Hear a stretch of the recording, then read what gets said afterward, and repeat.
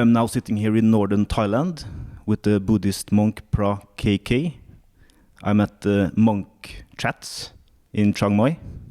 So welcome to the podcast. Thank you very much for inviting me. And yes, I'm Phra KK. Phra means monk. Yeah. If you want to address or call a monk in Thailand, Phra. And KK is my name. And I'm very happy to be part of your podcast. Yes. And appreciate that this podcast, right? Podcast. Yeah, podcast. I never do that. That's why I don't know anyway. Have you heard about podcasting before? I heard, but I never do that. No? Yes. Have you ever heard on the podcast episode? I think so. Yeah. I think so, but I heard from my friend. Okay. Yes, but I never do that myself with someone, Yeah. But it's very amazing, very good. Your channel will, spread the Buddhism to the world who really want to know about the Buddhism or monk's life or meditation. There are so many people in the West who want to learn, so this is amazing work. Yeah. I appreciate for that. Thank you. Well, Buddhism, part of Thai culture. You can see a lot of Buddhist temple anywhere you go in Thailand. When you go to a temple, you will see a lot of Buddha images or statue. A lot of Buddhist people, Buddhist monk. We offer so many things, like a flower, food, fruits, water, the candle. We light the incense sticks, or we burn the incense sticks. Thai Buddhist people believe what goes around comes around. Yeah, that's the karma, right? Yes. Yeah. And also people believe life after life. Yeah, I was going to ask you about that, about reincarnation. But yesterday when we talked, you said that Buddhism is a way of life, a life philosophy. Can you tell me a bit about that? Yes. So that's why I told you Thai Buddhist people still believe and faith in so many things. So part of the Thai culture, Buddhism is a religion. But the core teaching, the main teaching of the Buddha is not a religion like other religions. Because other religion has the God, the creator, and hell and heaven. But Buddhism has no God, no creator. So Buddhism is more like a way of life. How to live with peace and happiness. How to respect yourself, how to respect to others, how to respect all living beings. That's what Buddha has taught us. Number one, train to avoiding doing bad to you and to others. Number two, train to do good to you and to others. So good or bad, who will decide in your way of life? Definitely you will decide. Because good or bad, right or wrong, is all state of mind. Your mind will decide. So number three, you have to train your monkey brain, monkey mind to purify the mind, to keep balance, good or bad, right or wrong. So when you train to avoiding bad, doing good, puring the mind, the three trainings will balance three main actions. So what is the three main action we use every day in our life? It's your mental action, verbal action, and physical action. Yeah. I would like to ask you a little bit about good and bad, because that's like human concepts, right? Yeah. So I guess karma is if I do harm to other, cause someone pain, then that's quote unquote bad. Is that how you understand good or bad? It's it's not the concept, but it's the consequence of the action? Well, many people, they understand about the karma. It's what goes around, comes around. That is not the definite definition of karma. Karma is also part of the law of nature. Karma simply means intention or action. There's three kinds of karmas. Your mental action, verbal action, and physical action. Cause and effect. Yeah, so it's your thought, your speak, Your and your physical. actions. Yes. Yeah. So that's why in earlier I told you Buddhism is a way of life, how to train to avoiding bad, how to train to do good, how to pure the mind, to keep balance, 3 karmas. Train to think right, speak right, do right. Yeah. To live with peace and happiness. Yeah, it's a noble eightfold path, right? Is Yeah. that like the basic ethics Yes. of Buddhist way of life? Yeah, it's to train your moral, mental, and wisdom Yeah, to balance 3 main things. yeah. So that's why I want to tell you, if you not doing bad to you, not doing bad to others, if you do good to you, good to others, if you pure your mind and live with the inner peace, then no matter Christian, Hindu, Jewish, Buddhist, Islam, we can live with peace and happiness in harmony. The world will be more peace, Yeah. So what do you think about like suffering? What is the cause? I know that Buddhism is like trying to reduce suffering. And is that the right statement, that the practice of Buddhism is like to reduce your own and human suffering? Well, actually, you know what? Suffering is a part of life. No Yeah. one wants suffering. Yeah, but I think like pain and suffering, like pain is unavoidable, but suffering is more like a mental state. Of course. Do you separate those? Well, physically, mentally suffering. Suffering is part of life. No one wants to get suffering. But it's truth of nature. You have to accept the truth. You have to accept your suffering. You have to know the cause of suffering. You have to know the cessation of suffering, and you have to see the path can lead you how to end your suffering. You see, for example, physical and mental suffering. No one escapes or run away. We were born, we grow up, get old, sick, and death. This is a physical suffering. Or no matter how much you love a person, like your children, or like your partner, or like your parents, or between grandparents and grandchildren, parents and children, you and your best friend, you and your family. No matter how much you love, one day anyhow, you have to lost someone, someone will lost you. That's what we don't want, to get mental suffering. Yeah. It's truth. You have to accept it. Is that like a part of the law of impermanence in Buddhism? Yes. That's an insight in Buddhism, that everything, that nothing lasts. Everything is changing. Yes. All the time, and so that like trying to grab on to your car, to your girlfriend, in the end you have to let go. Yeah, seems like that. That's why if you accept the suffering, and you have to know what is the cause of suffering. So basically, cause of suffering because of yourselves. Yeah. I, the single letter I. Yeah, I was getting into that, the self. But I was also thinking about, before we're talking about the self, like the 4 noble truths in Buddhism. Yes. Isn't it like the first is the cause of suffering is attachment, or something like that? When you study the 4 noble truths, the suffering is the first one, physical or mental suffering. Second one is the cause of suffering.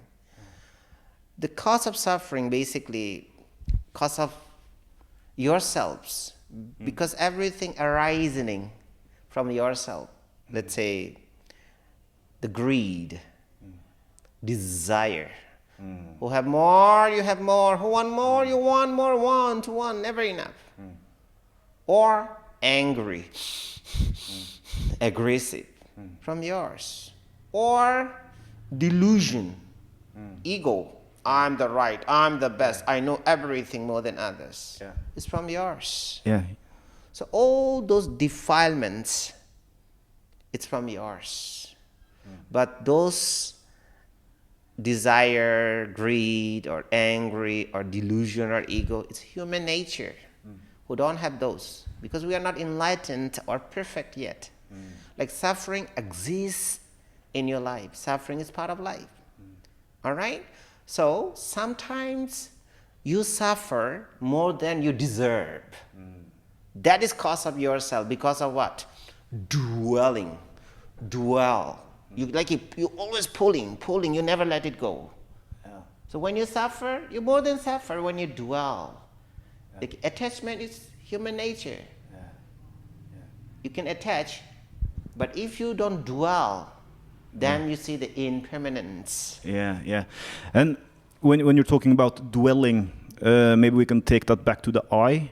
When you like connect your feeling of self to maybe your job, your partner, your money, your like capabilities, stuff like that. Yes. And when you like see that in relation to the law of impermanence, you know that none of those will last forever. So when you lose your job, say, then you suffer because you lose somehow like part of what you're attached to, right? The self is attached to. I think you can attach to anything. It's a human nature who don't have desire or anger if someone attack to you or attack to your family. We have still thoughts, emotion, feelings, positive, negative, all right? So that's okay. You can attach to anything. It's a human nature, basically. But sometimes you suffer more than you deserve. That's cause of yourself because you control. You dwell too much. Yeah. Don't let go. Yeah, you don't let it go. That has caused you more suffering. Yeah. So how can one let go? How does one practice letting go? That's why you have to know the suffering, cause of suffering, and cessations of suffering, or end of suffering. Then there's a path to end your suffering. Okay. Which is we call the middle path or middle way. Yeah. That is a noble eightfold path. Yeah. And that's like not too little and not too much somehow. It's to keep balance. Balance, yeah. Yeah. Balance. You see, guys, we have mind and body, but we have no balance. So physically, everyone looks so good because you take care all the time. You shower every day, you fresh your body. If you get illness, sickness, you go to doctor, take medicine. You go to exercise, to gym for physical fitness. You eat food 3 times in a day. Every time we take care of the body, not the mind. So people physically so good, but mentally stressed. Not only stress, sometimes you might feel anxiety, depression, worries, and tense, mentally sick. So we struggle, especially mentally, because we have no balance between mind and body. Or let's say between you and your girlfriend. If there has no balance in a relationship, if there has no respect, then what? Break up. Or wife and husband, they are married couple. They have been together for many years. They have children. If there has no respect, balance, then what? Divorce. See? So the middle part means balance. Buddhism is a way of life, way of training how to keep balance between you and others, between all the religions, between human being, animal being, whatever you say. It's all about the balance. You see, that's why I told you, in the Four Noble Truths, the suffering, cause of suffering, cessations of suffering, and there's a path to lead how to end your suffering, which we call the middle path. So, in the Noble Eightfold Path, Buddha has mentioned right, not the good or bad, because good or bad could not be balanced. Let's say if you do good to you, maybe it's not good to someone. Or if you do bad to someone, it could be good to you. So that's why Buddha mentioned right. Right to you, right to others. Yeah, it's like right action, right speak, right thought. Yeah, the Noble Eightfold Path. Yeah. That Eightfold Path separated into 3 groups to train how to keep balance. That's called the threefold trainings. Let me tell you about that. It's a very important concept. The threefold trainings, number 1, is the moral training. To train your moral means what? To live with peace and happiness, not to harm yourself, not to harm others. It's to avoiding doing bad. Moral life. How to keep respect to you, how to respect to others. So there has 3 concepts in the moral training. Right speech means whenever you speak yourself with others, speak right. Tell me a little bit about right speech. Yes. Tell me a little bit more about that. So whenever you speak, you have to speak with your kindness, compassion, love, respect, forgiveness. So you have to avoiding speaking lying, telling lie, giving false speech, worshipping, disappointing, harming, or cheating by your speech. The better you learn to be truthful. When you speak truth, you respect to you, you respect to others. I would just like to ask you one thing, because I think sometimes it's difficult to talk or speak the truth because people feel like vulnerable. Yes. When you say like maybe I'm sad or I'm tired or I don't want to go to work or stuff like that, because we want to look very like strong and competent to the world, and then it's like maybe difficult to like really tell how we really feel, and then we like maybe like put on a little show or like decorate a little bit in our speak. Well, actually, you need the mindfulness of speech. How to be aware of your speech. When you keep respect to you, respect to others, not only way you speak, your actions, mentally, physically, verbally. Number one, you feel appreciate yourself because you are truthful. The truth to you, your truth to others. You will not disappointed on that. You have more respect to yourself because you are a pure person. Your intention is pure. That brings you happiness and proud. It's like integrity. Yes. So not only the right speech, you have to keep right action. There's a second one. It means what? You have to avoiding killing any living beings. Okay. Respect to you, respect to others. Yeah. It means, if people or the world follow this kind of principle, there will be less hatred, violence, war, killing, fighting, or conflict. And then you also include animals, of course. Or So any living beings, yes, including human beings and animal beings. We should not harm others. We should respect ourselves and respect others. It means what? Even not to suicide yourself, So that's called the right actions. All right? Then the third one is the right livelihood. It means learn to live and work or business in right way. With your honest, humble respect. But there are some people who do work or business not in right way. They're harming others. Like someone who take corruption, corrupted people, who do illegal business, drugs business, the weapons, the gun business, or human trafficking, or smuggling, some mafia or don you can look at. They are gaining a lot of money, but they kill lives or they make suffer. Think about the drug addicted. If you have a young baby, girls or boy, in early age drug addicted, as a parent, how do you suffer? And what about the life of the future of the kid? Something like that. I would just, since you mentioned suicide, how can one help a person who is in such a dark place that they want to kill themselves? Because I think like I know it's a difficult question, but I think like people who commit suicide, they're like overwhelmed with pain and darkness. So it's like it seems like a better way to just finish the life because it's not worth it anymore. What do you think about that? As I told you, Buddhism is a way of life. First thing, you have to learn to respect yourselves.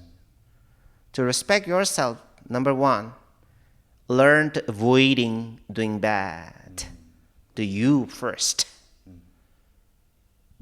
You have to learn to respect yourself, to respect others. So when you respect yourself, that's why I told you, morality, the moral life is very important. So you have to share yourself, loving kindness, compassion, sympathy, joy. Yeah, love to oneself, maybe. Yes, and equanimity. There's 4 teachings you have to apply to you and with others, with all religions, all living beings. What was the last one? Equanimity. What does that mean? This is called the 4 boundless or immersible teachings. Okay. Immortal. So which is we call metta, means loving kindness. Karuna means compassion. And mudita means what? Sympathy or empathy, joy. Yeah. Even you don't have, but you see someone have, you are happy. Okay, that's called the sympathy. And then equanimity means what? No matter Christian, Hindu, Jewish, Buddhist, no matter black or white, rich or poor, no matter male or female or gay or lesbian, you have same equal respect. You know, that's four things you have to share yourself with others. You know. I would like to ask a little bit about the nature of the self, because I know, or I've heard that like Buddhism, you like observe like mental constructs in your meditation. Is that correct? Yes. Yeah. So it's my impression that like we people, we can get like delusions about who we are or what we are. We're like, I belong to that nation, that team, and or I'm like this guy or that guy, and that's like mental constructs, but it's not like really the true self. Can you say anything about like how you like come closer to the true self, or what the true self is from a Buddhist philosophy standpoint? Well, actually, you know what? Buddhism talk about the balance between you and others, which we call the selfless. Selfless. The selfless. Yes, Yeah. the balance. But how do you become selfless if you are not selfish? So first, First, you're selfish. yourself. Then you learn to be selfless. You know, as I told you in earlier, we are not perfect or enlightening yet. That we don't have desire, greed, angry thoughts, emotion, feelings, or ego, or temptations. Those all are human nature. If we don't have those things, then we have no more suffering. We are already enlightened or perfect. There will be no more suffering in the world. Okay? So that's why when you study the Buddhism, you know, it has a teaching. Basically, I told you, you see, Four Noble Truths, the suffering, cause of suffering, cessations or end of suffering, and path to end your suffering, which we call the middle path or middle way. I only told you how to train your moral. It's the one concept. There has two more things to tell you. So moral training, how to respect yourself, to live with peace and happiness, not to harm yourself, not to harm others. That's why I told you about the right speech, right action, right livelihood. That's not only enough. When you're avoiding doing bad, you live a moral life. Then second one is called the mental trainings. So when you're avoiding bad, you live a moral life with peace and happiness, not enough. You need the mentally ill inner peace. Doesn't matter how much you have power, money, or wealthy. You need the inner peace. Without having the things, anyone can feel peace and happiness within yourself, not because of you have something. That's the inner peace. You can feel peace and happiness because of yourself. Yes. And not because you have like a new thing. Yes. So you can like generate those states of consciousness within yourself. Yes. That's called the mental training, part of the meditation. All right? So when you train your mental, you can train the monkey brain, monkey mind, dirty mind. You will understand your greed, angry, delusion, or ego, or temptation, negative or positive thoughts, emotion, feeling. It's all about the state of mind. Mental training means what? Train to understand your mind. See from your insight the reality clearly. Then you can accept it. You can let it happen. You can let it go. This is one of the hardest part. Mentally let it go. I would like to ask you a little bit about the breath work, using the breath, because I have practiced like breathing practices for many years, and I have like I can put myself in like a very tranquil state quite fast with just using the breath, like maybe laying down or sitting down. So if like my mind is very busy, I can like maybe do like 15 minutes with breathing, and it calms down a lot. Someone is coming here, I think.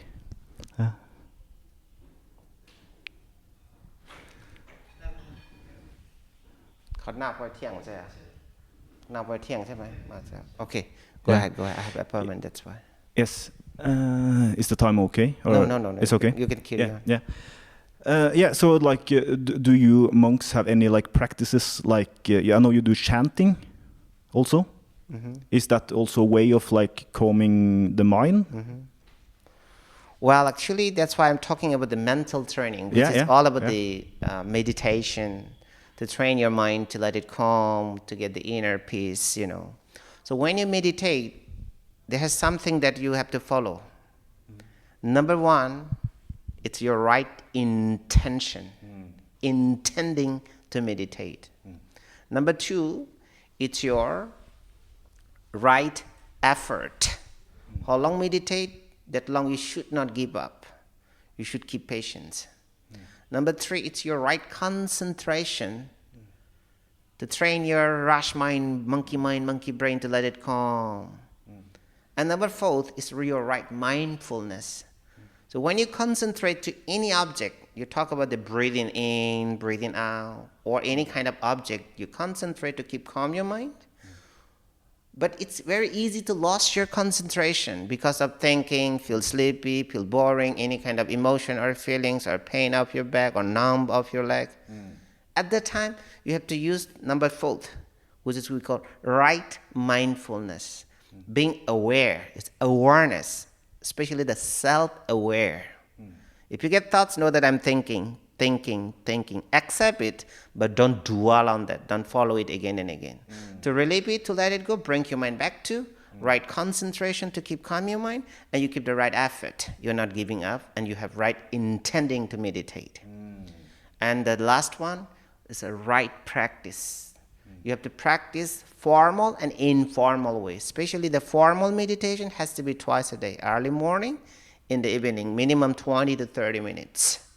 So part of the concentration is not only breathing exercise, abdomen rising, falling, or counting the beads, the rosary beads, or you can count also your breathing in and out. Once when you lost the number, you start back again, count, start. Or you can concentrate by chant, mantra, chant, okay? Or you can concentrate by the walking meditation. Or I do teach the movement meditation for the concentrations. There are several techniques for concentration. So concentration definitely to keep calm your mind, but it's easy to lose your concentrate. When you lose your concentrate, it's very important to see from your insight, the reality. If you get thoughts, pain, emotion, feelings, accept it, be aware on that, but should not follow again and again. So let it go, bring your mind back. I would like to ask you one thing about that. When you feel that your mind is wandering, is that somehow like bringing the consciousness back to the body and observing the body? Is that one way of like going back to an observing state? For example, if you want to train your mind to let it calm and relax, you should go with the concentration first. Any kind of concentration object. It's help you to keep calm your mind. But when you lost your concentrate, then you bring your mind back, which is called the mindfulness, self-aware. Thoughts, emotion, feelings, or pain. When you lost, accept it, know it. For example, I get pain, that's why I lost my concentrate. I have to be mindful, being aware, self-aware, or awareness. Pain. And to let it go, not to dwell on that, to relieve it, bring your mind back to concentration object. So it's a little bit, two things goes together. First, you start with the concentration to keep calm your mind. It's a breathing exercise, abdomen rising, falling, or movement, or count your breathing, or count the beat, or doing mantra, any object. just to let your mind calm. Once when you lost your concentrate, then you have to move your awareness, self-aware. Self-aware means like insight. See the reality, your thoughts, emotion, feelings should not follow again and again or should not dwell on that. To relieve it, you have to bring your mind back to concentration. That's a mental training, definitely. So as I told you, when you train your moral, you're avoiding bad, then easy to train your mental to pure the mind. These two training will develop your wisdom. That is big concept. The wisdom to understand the truth of nature, the law of nature. Wisdom is beyond your knowledge. Knowledge, when you read the books, you gain the knowledge. When you go to school or university from your parents or teachers, knowledge has a certificate, BA, master degree, or PhD doctor, or any kind of diplomas. But the wisdom is from your practice. Once when you understand the truth of nature, the law of nature, you know. So wisdom has two concepts, right understanding and right thought. When you understand the truth of nature means what? The Four Noble Truths. Suffering, cause of suffering, cessations of suffering, and the path that can lead you how to end your suffering. That's part of the wisdom that you understand. And you understand the Noble Eightfold Path. That's called the threefold trainings, moral, mental, and wisdom training. That training, three trainings will balance three actions. It's your mental, verbal, and physical. You can train to think right, speak right, and do right. Okay, so the wisdom insight is like help you to understand the Four Noble Truths. Yes, the Noble Eightfold Path. Yeah, the insight from the wisdom practice. Yeah. Yes.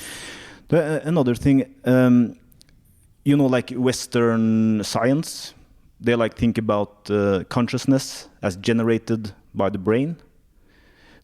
What do Buddhism think? Is like consciousness an integrated part of the whole universe or cosmos?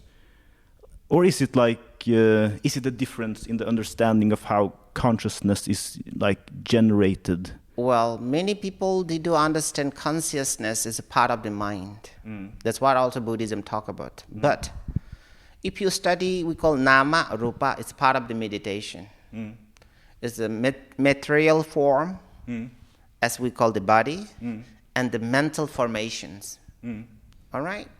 So if you talk about the mental formations, there has four things. Number one is the feelings. Number two is the perceptions.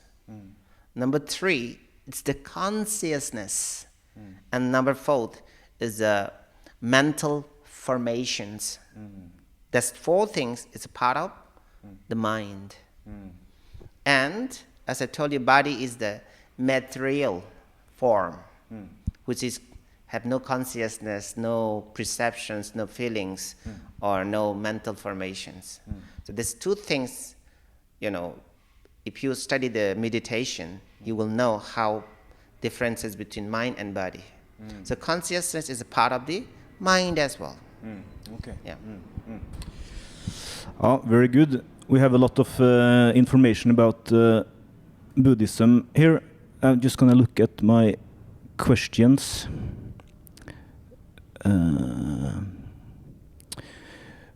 Just a few questions, maybe to you, like in your practice. Like when you started as a monk 24 years ago, and you were about 20 years or something. Yeah. What was like the hardest part for you to let go of in your like monk, in your practice as a monk? Definitely, I would say nothing is easy. Especially the mentally, some emotion, feeling, thoughts, you cannot easily let it go. What things did you have to like let go of when you started practicing? Well, I think personally, to let it go mentally, it's your desire, the greed, and the anger, and your ego, delusion. It's very hard to let it go. That's why, you know, basic things that causes us basic suffering in our daily life, cause of the three things. It's your desire or greed, It's your anger or aggressive. It's your delusion or ego. It's very hard to let it go, you know.